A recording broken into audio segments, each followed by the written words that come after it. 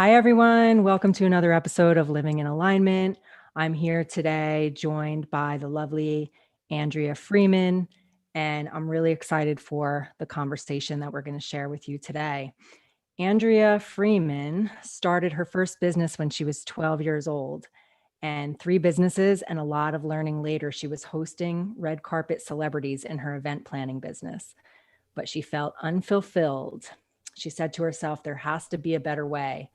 And that pivotal moment prompted a soulful search. Today, Andrea uses her groundbreaking H.O.S.T Your Life method and successful track record as a business owner to coach creative entrepreneurs. Her mission is to help business owners align with their purpose, create results with greater ease, and make a lasting impact in the world. So, how are you doing today, Andrea? I'm doing great. Thanks for having me, Amy. I'm excited to be here. Yeah, I'm excited. I'm excited to have this conversation because I know that we're in alignment about a lot of the a lot of the things that we believe in when it comes to business. But before we get into that, I'm just so curious. You started your first business when you were 12. I'm curious about that business. Yeah. So when I was 12 years old, my entire Girl Scout troop got certified as babysitters through the American Red Cross. And the whole troop, like I said, got certified. But for some reason, a light bulb went off for me, and I was like, time to market and monetize. Now, I didn't have that language, but I was like, I'm going to start a business. I'm going to really be a babysitter. And so I hit up a neighbor at the time, because everybody didn't have home computers at that time, who I knew had a home computer, and went over, spent the Saturday making the perfect flyer, and then went door to door because the Girl Scouts teach you how to sell door to door. So that first Right. babysitting business was called Awesome Andrea's Babysitting. And I did that for a few years on and off because I was a kid, right? I didn't establish an entity. It was just like me wanting to make a few bucks.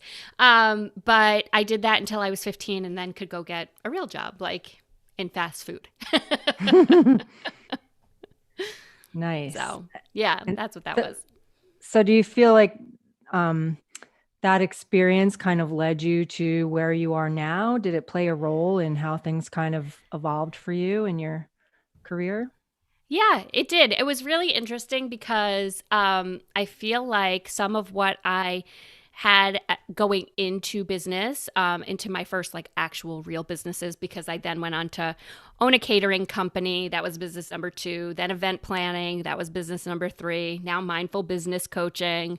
I mean, it's been a real, evolution for sure. But in those early businesses, I definitely, for some reason, had this like limiting belief, I would call it, about how effective marketing can be. And I remember thinking in those early businesses, somehow like marketing never worked for me, right? Like they weren't ringing off the hook when I handed out the babysitting flyers. And then subsequently, I would take an ad, I would do, the things that I thought I should be doing. And it was never this like flood of business in the beginning.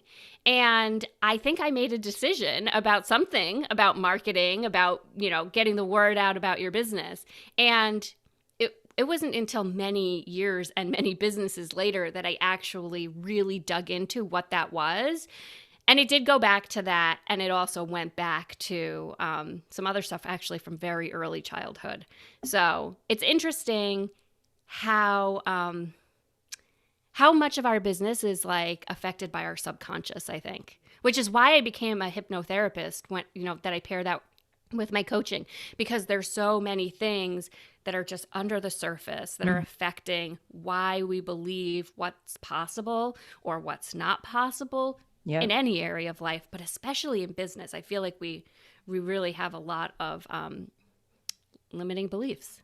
Yeah. Yeah. I'm obsessed with the subconscious mind. I've been trained in some things as well. And I do believe that it affects all areas of our life. And I mean, I've had people ask me some questions about like, what the way the success that I have in my business or whatever. And I always come back to, it's most of it is personal and spiritual development. It's not my marketing strategy or what hashtags I'm using or none of, that stuff, you have to know that stuff and do that stuff. But more importantly than anything is when I'm in the flow, I have way more success than when I'm sabotaging myself somehow subconsciously.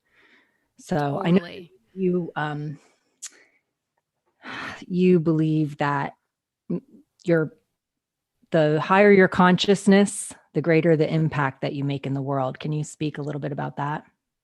Yeah, I mean, I think what you just said about like your own personal growth and development, like I say that you have to let your personal evolution fuel your business revolution. Basically, that you can't outperform your mindset, right? Like you are going to be in business and you're going to take actions. You're going to do things, right? And so those actions are going to be determined by some originating thought. And if your originating thought is based in some limited belief, then there's going to be a lower cap or a lower ceiling than if you work through whatever that thing is, where you establish that, then the results that you'll be able to produce, because the actions that will be available to you will be very different when you believe anything is truly possible, or when you believe new results for you are possible, where historically those actions weren't available, or you couldn't even conceive of those actions, right? So I feel like, and this is something that I did in my own business, especially my event planning business, because in 2015, I was a new mom. And so I was 5 years into my event planning business and it was successful. I was doing red carpet celebrity events and all of that. And I like just had this kind of aha moment where if I'm going to spend this much time away from my family, it all has to be lighting me up. It all has to be like really worth it for me, or else I'm not going to do it. I'm not going to sacrifice. I live 90 miles north of New York City. I had an office in Midtown Manhattan. I'm not going to commute 3 or 4 days a week for like mediocre work or like Yeah. semi-satisfying work, right? So I decided to really go to work and root out anything that wasn't in alignment, anything that didn't serve what I call your bold life purpose.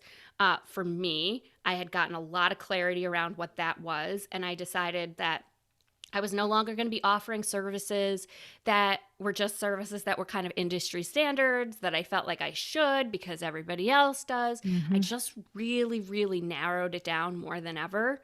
And I feel like now with podcasts and blogs and all the information that's available to entrepreneurs, like niching down is something that's like, it's just part of the conversation, the available conversation out there. Nobody was having that conversation back then, or not as many people were having that conversation back then. Like, I feel like I figured it out the hard way in a lot of ways. But it's that work that then led me to do the mindful business coaching, because I feel like I went through this experience. I got it. I mean, it was a global brand. It's a multi-six-figure, revenue generating company. And at a certain point, like I went so all in. I had the full experience that eventually it was just kind of like it had run its course. It kind of got used up. And so then I was able to look at what are the conversations that I want to be having. And those business to business conversations where I was meeting with other, especially female entrepreneurs, and talking about what's possible in their business and where their limiting beliefs are, started to lead to people saying, could you be my business coach? Or what was that book again? Or what was that meditation? And so I just realized that I love having those conversations so much that that's all I want to have. Mm-hmm. That's awesome. So I love how you were talking about, like industry standards and how, you know, I'm a big believer in just like really kind of following your heart. And just because there's this formula out there that you're supposed to follow when you do any type of marketing or you do a launch or you do, doesn't mean that you have to follow it. Like I believe that every person is going to have more success if they just do what they're called to do. So I'm curious how you feel like about, I think there's a lot of comparisonitis out there where people like they look at other people that are doing something similar to what they would like to do and think that they have to do it the way that, like they compare themselves to that person and think that they need to model directly off of them. And I think a lot of times what happens is people kind of get tripped up because they lose like communicating with their higher self, or the inner guidance that they have to know what path is best for them, because they're trying to fit themselves into a box. Just curious. It seems like you kind of let yourself be led in your own way to get to where you are. And so I'm just curious if you have anything to say about that for So entrepreneurs who might much. be comparing themselves to somebody else or trying to fit themselves into some type of a formula. Yeah, yeah. Well, I mean, there are so many people out there telling entrepreneurs, business owners, this is what you have to do. No, this is what you have to do, right? Like it can be overwhelming. It can just be mind boggling, right? And this is very often, I find, where entrepreneurs get caught up in a lot of other people's sales funnels, right? Because they place the power outside of themselves. And I think that to anybody who's hearing this and like it's resonating for them, like, gosh, I do keep like latching on to this one and that one and thinking that the answer is out there. You are not alone, because I believe that at a pretty young age, we realize that the answers are out there, right? We're looking to our parents, our teachers, our mentors as we're growing up and as we're evolving. It starts to seem like everything that we need to find to make life easier is out there somewhere. But I am definitely a huge advocate of turning inward for your answers. I really do believe that we all arrive to this life with our own built in answers. And it is not so much a question of are they in there or not? They're in there, but it's about being able to have access to them. And so I walk people through a process of being able to really like quiet the noise, quiet that comparison, be able to figure out like and discern their mind from their heart, and being able to get into a place where they can start to cultivate their intuition and develop a closer relationship with their internal, more knowing voice, so that they can make a decision about which people are really for them to guide them. Because it's not so much that you're never going to need a system or a strategy or a sales funnel or you name it. You do need these are like the fundamentals of business. You certainly do need them, but you need the ones that are right for you. And if you don't have the ability to discern for yourself what's right versus and in alignment versus, am I doing this because everybody else says I should, Yeah. or in order to produce some result, as opposed to because it's going to allow me to shine my light even further? There are like subtle clues about what actually feels more in alignment for you. And then from that place, when you get to being able to discern who you are, what resonates for you, what you're guided towards, you can start to more consistently shine your light. I very often compare it to, in marketing, being like a lighthouse standing in the harbor and consistently sending out your messaging so that your ideal clients will resonate with it and be called into the harbor. It takes something.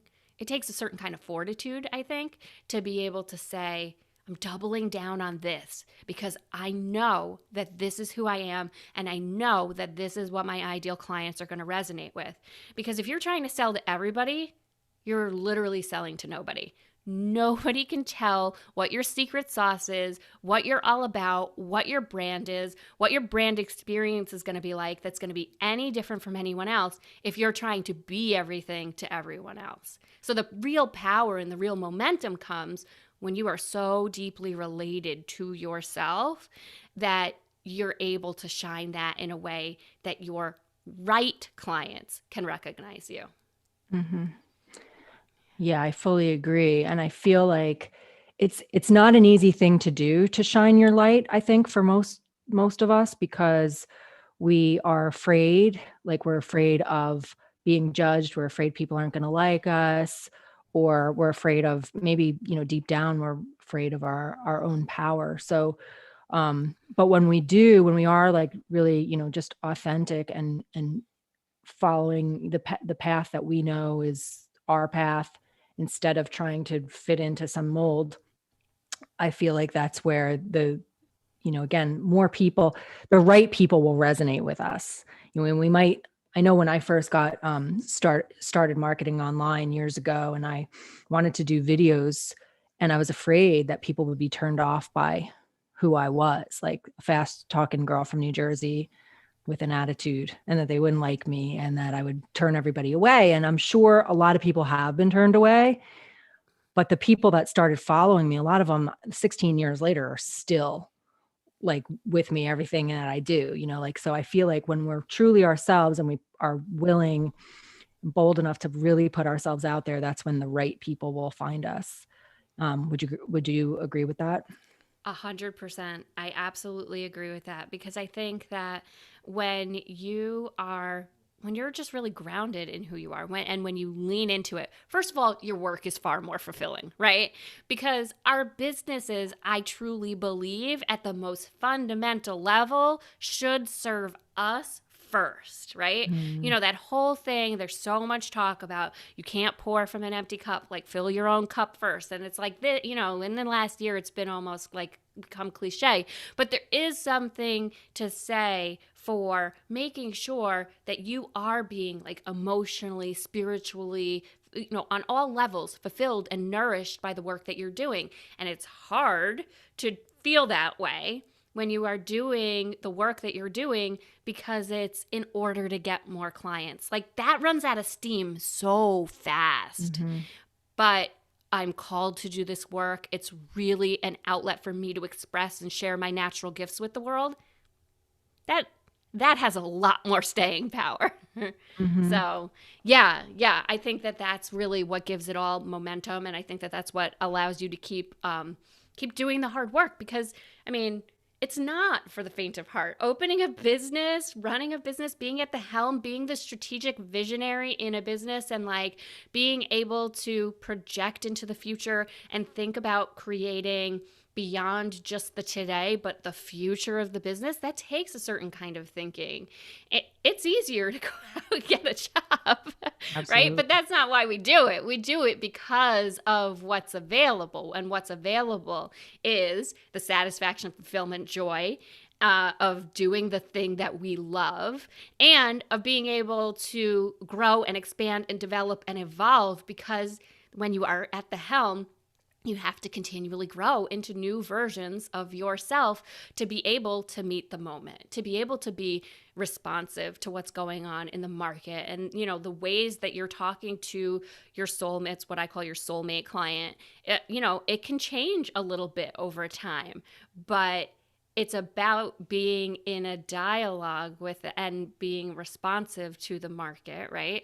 I Mm, mean, we wouldn't have the exact same conversation with our spouse for 15 or 20 years. And so why would we have the exact same conversation with our soulmate clients? Like, of course, that conversation is going to grow and evolve and develop.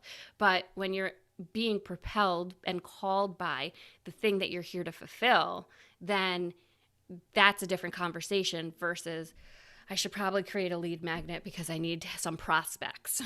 right. Yeah, I love that. Different energy, right? Absolutely. Yeah. I totally agree. And I feel like that's why, like, I create a lot of lead magnets, but it's because they all come from inspiration. Like I have a moment where I'm like, oh my gosh, I just thought of something that could really serve people that I have in me that needs to come out. And instead of where a lot of people are operating from the opposite direction, where they're like, I need to come up with an idea for something that's going to generate leads. And this is really where an abundance mentality really comes into play. And I think that that's the difference because so many entrepreneurs are great at setting goals and achieving milestones. We're hard workers, we're high achievers, we can hit the goals, we can last longer than most people. And if you really identify as a high achiever, super performer, that can be an incredible advantage, but it can also be an incredible disadvantage, because when you are not leaning into your gifts and doing it from a place of, I'm so filled up by this thing, like what you were saying about inspired to share, right? Very, very clear about who you are, what you do, why you do it, the way that you do it, and then have so much of it to give to the world that it's, it's spilling out of you. Of course, you're generating lead magnet after lead magnet because you can't wait to put it out there. That's very different than, I don't have something that I want, and in order to get that thing that I want, I'll do X, Y, and Z. Totally different vibe. Totally different. And usually those are the sales funnels that break down, that don't work, that don't generate the leads, that, the launches kind of flop. I mean, you name it, those things, they just break down because the energy is not aligned. The first thing, the foundational thing that you have to do is be really, really clear about your why, but also there are other pieces. You have to really be aligned with the co-creative process, right? Like that relationship, that kind of spiritual element of business, whether you call it God, energy, the universe, whatever, it doesn't matter. But that you don't have to do it alone, so that you don't feel kind of put upon by your business, but that you are divinely guided, supported, however you look at it. And then if there's anything getting in your way, that you're moving those things out of your way, that you're shifting your perspective, that you're elevating it, that you're always looking at who you're being, because who you're being is directly impacting who you're attracting to your business. So, yeah. So, I mean, I personally feel like we all have, I just know that we all have gifts and like passions and things that if shared could really make a difference for people. But why is it that, or what do you suggest around like so many people can't figure out what it is? Like they don't have these inspired ideas flowing out of them about ways that they can serve people, because they're stopped by the idea that who would want to hear anything from me, or there's somebody else in my niche that has more experience than me. So why would anyone want my free offer or my product or service when they could get it from this person who has so much more to give? And I mean, I always say that that person's not you. Like, no matter how successful they are, they're not going to be able to give something in the same way that you can. But what would you say to somebody that is just blocked? Like they can't figure out what it is that they like, how to come up with, or how to tap into their guidance or their inspiration to come up with the ways that they can serve their target market. Well, I think that there are so many factors, right? And without actually knowing a real person, this hypothetical person, what I would tell them is, first of all, you have to trust divine timing, right? That actually really is a thing. And how many times have we tried to force outcomes only to have things fall flat on their face, because then in hindsight, I needed to have X, Y, and Z experience before it could all congeal and come together. Like, we are in the process of running the marathon, right? And this is the advantage and the disadvantage of our own perspective, right? This is why so many high performers hire coaches, because it's really beneficial to have somebody who has a different perspective, who can see what's going on from outside the game and say, why don't you try inserting this into your game and let's see what difference it makes, right? But when you are in a place where you're feeling kind of stuck or blocked, or, just kind of, it sounds like in a comparison trap with other people in your industry or your market, why not use that to propel you and support you, right? Like, why not create a positive from that comparison? I don't think comparison ever really goes away, and you can use it to serve you, right? So the fact that there is something out there in the market already in existence that is already successful, it is just proof and evidence that it's possible. There are 7.6 billion people on this planet. That person over there cannot service them all. Not even if they wanted to, right? They could have the biggest sales team, the biggest funnel, the biggest system in place, and they literally cannot service every single human being. Not to mention every single human being on the planet is not going to resonate with them. So we kind of have to take it out of the equation, this idea that there even is competition. And at that point, it's about looking at your mindset about your relationship to collaboration, about partnerships, about what's available, because everybody knows that they have to have more people coming into their ecosystem to get in front of, so that they have the opportunity to share their gifts with the world and make their thing available. So why not reach out to that person potentially and see, like, do you want to go live on Clubhouse together? Should we do an Instagram live together? Can I support you with my audience and you support me with yours, and we can both expand as a result? That would put some good positive energy into that space, and it would get you some, I think, really good momentum, so that you can then build up that confidence muscle, because it's just a muscle. Mm-hmm. So now I want to talk about like what is a truly abundant mindset, because it sounds like, what you're talking about here, a lot of people are in the scarcity mindset where they don't want to collaborate because that's their competition. I mean, I'm sure that's part of it, but what would you define as like a 100% abundant mindset?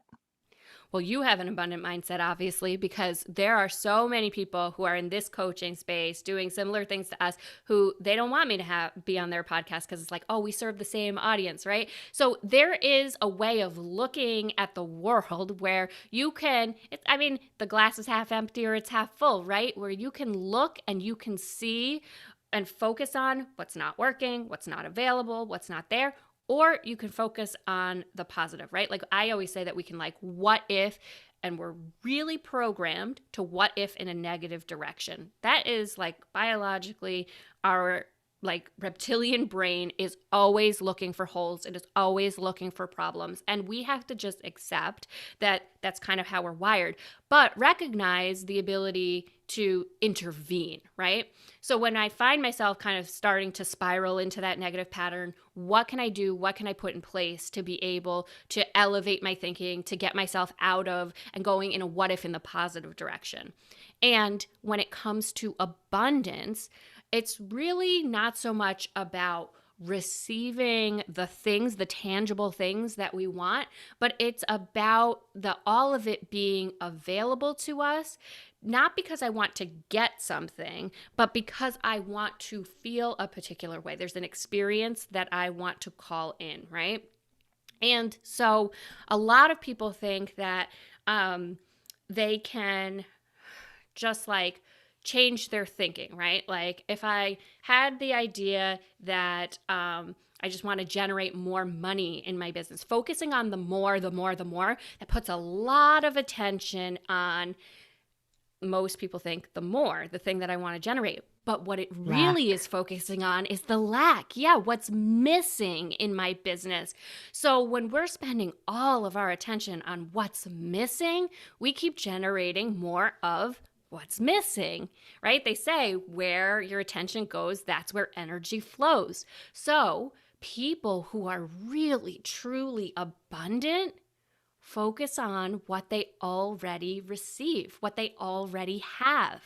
And that is why there's so much talk in the metaphysical world about gratitude, about appreciation. When you focus on the things that you already have, you multiply those results. You get more of those things. So if you want more amazing clients in your business, nourish, love up, just cherish, celebrate all of the amazing clients that you already do have in your business.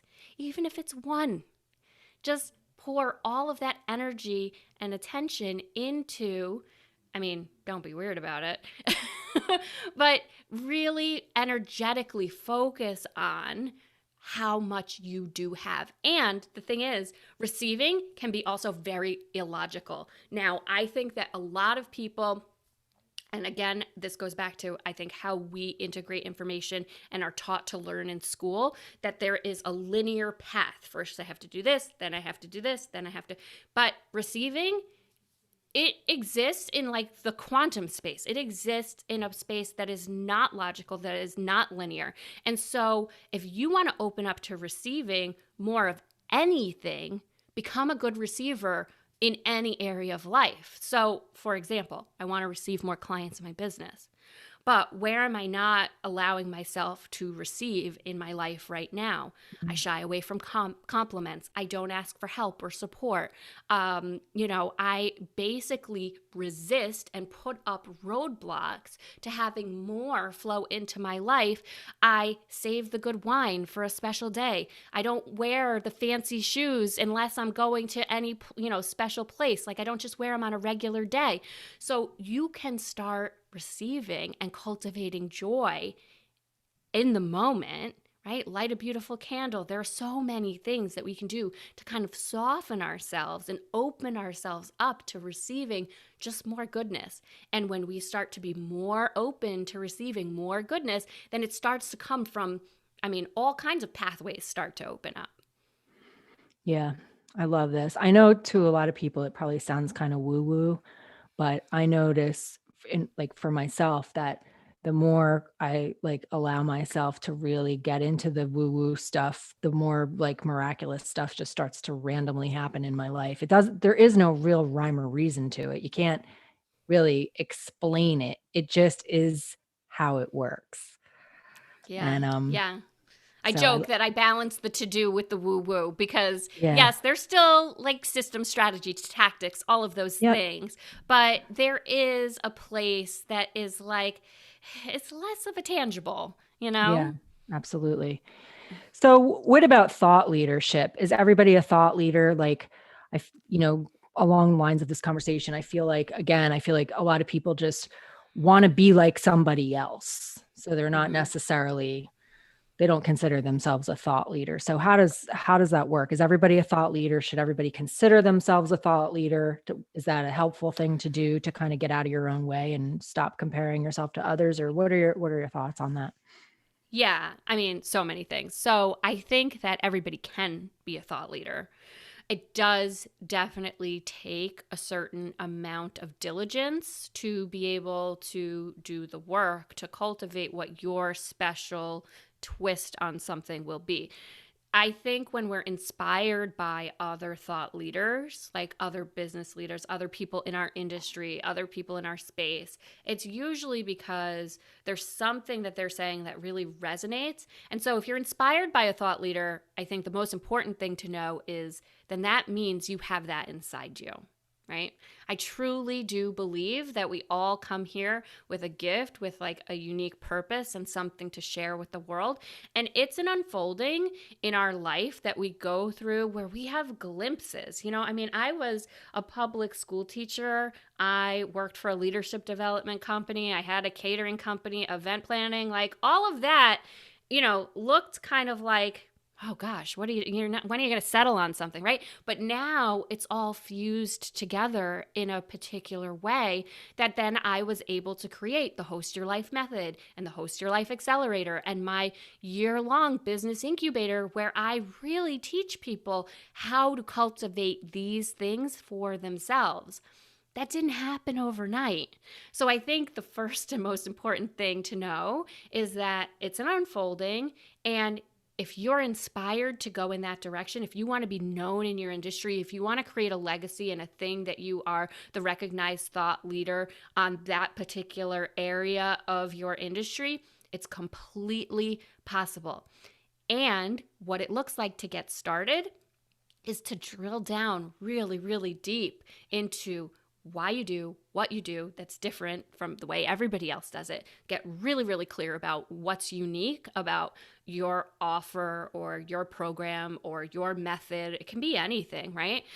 Even a podcast is thought, that's totally thought leadership. There are so many different ways that thought leadership can show up, and you have to give yourself room to practice it. You have to allow yourself to have that beginner's mind about creating this thought leadership, right? There were a lot of other iterations of my programs, of my coaching, before I actually finally arrived at the Host Your Life method, right? I did a lot of public speaking.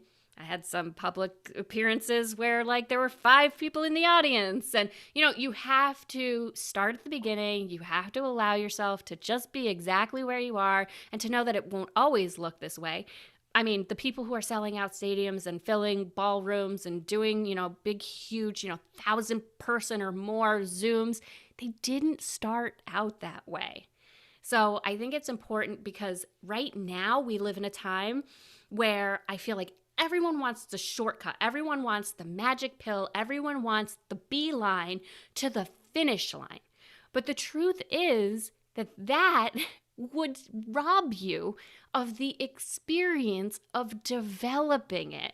And it's the evolution that actually feels so good, right? Like I can look back and say, oh my gosh, I'm now in a place where I never could have imagined that I would be, right? Like I'm talking to thought leaders and on stages that I didn't even know to dream about. So if I had gone to, I'm getting ready to go to TEDx at the end of the year. And if I had gone and applied with the, previous iterations of my talk and, because it wouldn't have been as good. It wouldn't have gotten accepted. It wasn't fully developed. So we have to allow ourselves to have that time to have that, that transformation, that metamorphosis, that whatever needs to happen, whatever needs to unfold, it is unfolding. This is what it looks like. I feel like this is what it looks like is a little more of what people need to be reminded of as they're going through the process, because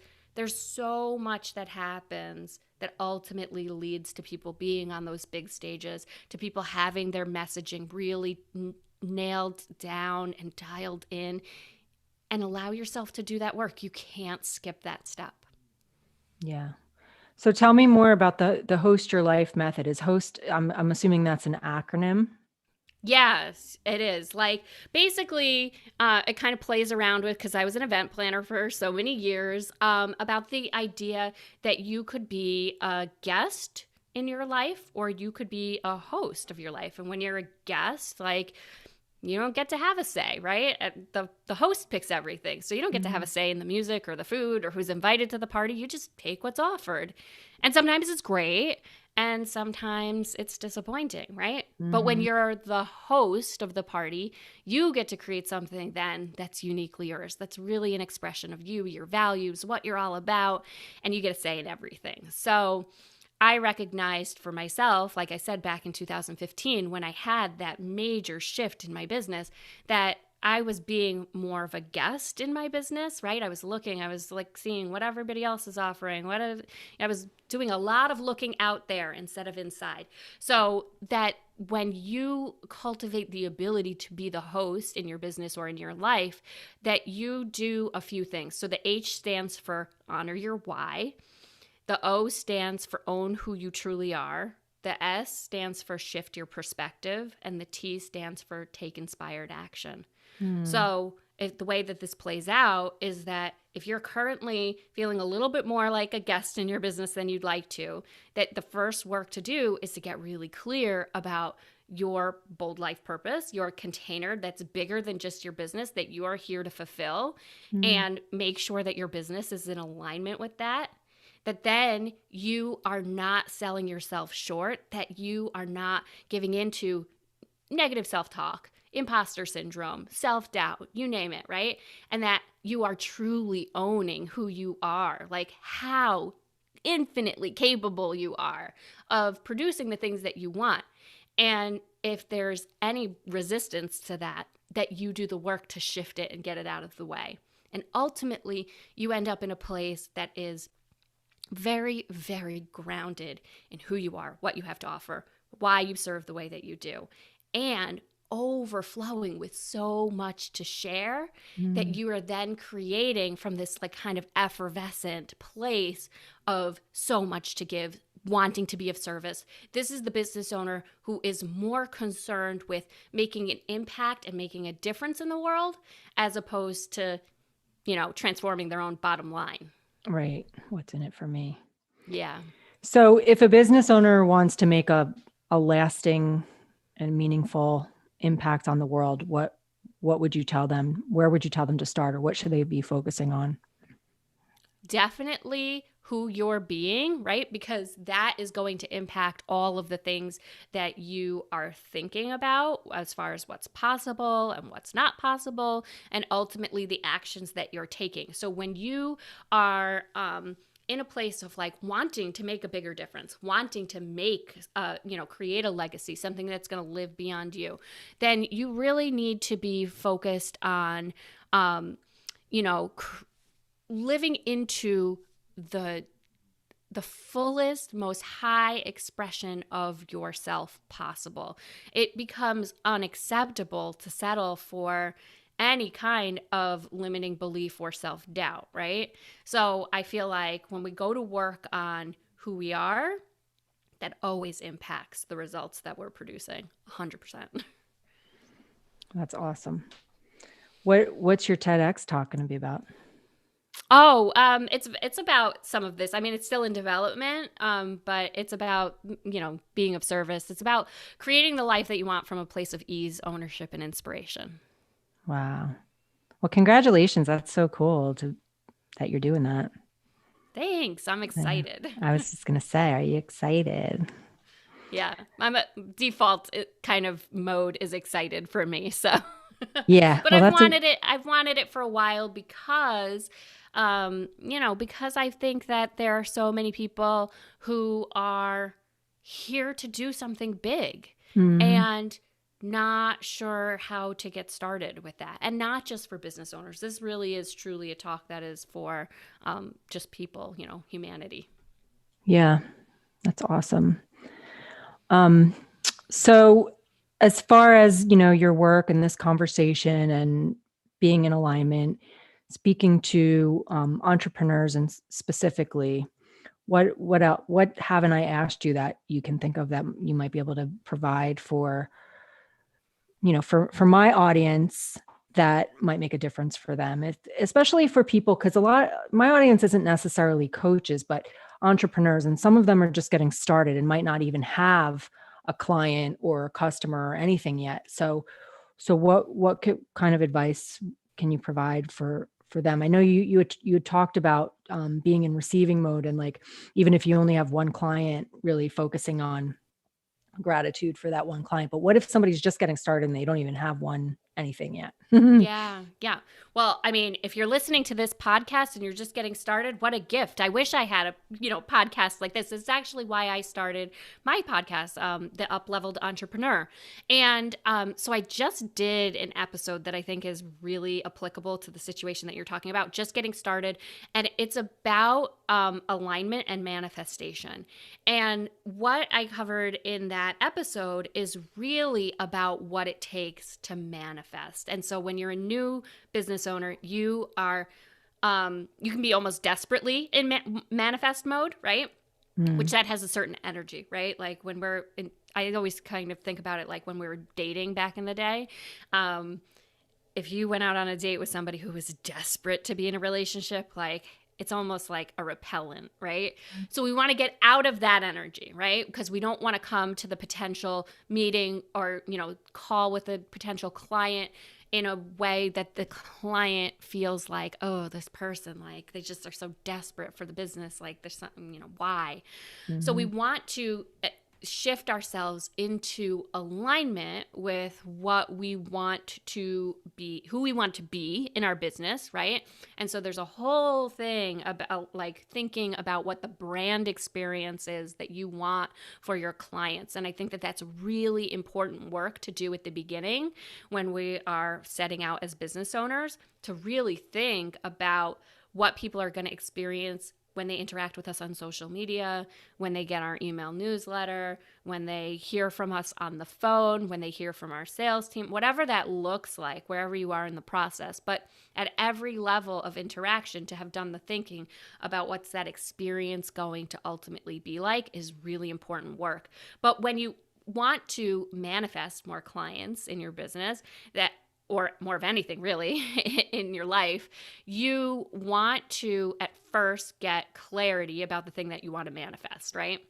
And I feel like that's the step that a lot of people know to take. Like We get intentional about our thinking. We write down the list, the goals. Like this is very often where people then want to just jump into action. Mhm. And there are still some other steps to take, because I think that it's important that we know that we have to make room for the new things to show up. Like, we have to actually sometimes physically clear out the space. We have to energetically clear out the space, right?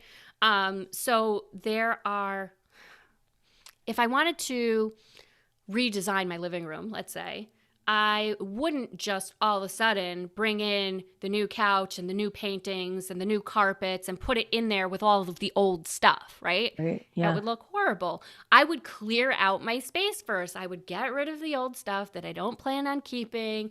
I would vacuum the room. I would put, maybe put a new coat of paint before I then brought in the new furniture, right? We have to do the same in our business. If we're shifting from one business to another, that old business wasn't serving us and now we want to go in a new direction. Maybe I need to clear out my file folders. I need to archive that stuff. You could do it digitally. There are so many ways to clear out the clutter that make room for the new things to show up. And then after that, you have to really start to kind of like almost daydream a little bit about what's possible. And this is where I think it can really help you to do like vision boards or visualization activities where you really kind of get to be energetically aligned with the future and what you see as possible. Because so often when we want to create something new, like I said, we're focusing so much on what we don't have, right? I want new clients, I want new clients, I want new clients. So we're focused on that we don't have clients. So make the vision board about what it looks like to work with your dream, ideal, soulmate client. What kind of conversations are you having? What kind of projects are you working on? Do that energetic thinking. Get into that like what if in the positive direction. And then from there, you want to make sure that you're really stepping into that way of being, because what got you here won't get you there. You have to be able to up level your game and shift who you're being. So what are the new, the new normals for you? What are the new ways of being that, and or what's no longer acceptable for you in your life and in your business, right? Like, I Mhm. can't stay up so late anymore, or I can't, whatever the thing is, right? That's not serving you. So what are the things you either need to release, or what are the new habits that you need to develop? And then ultimately, like, really dwelling in that you don't have to do it all yourself, that co-creative relationship that you get to create this supported by not just the divine or God, but you get to be supported by people there are people in your life and people in your community who want to help you. So what does that co-creative relationship look like? Or, should I not be trying to do it? Should I bring on a VA, or should I bring on an assistant? How can I have co-creation alive and well and thriving in my business? Because that always moves things forward. Mm.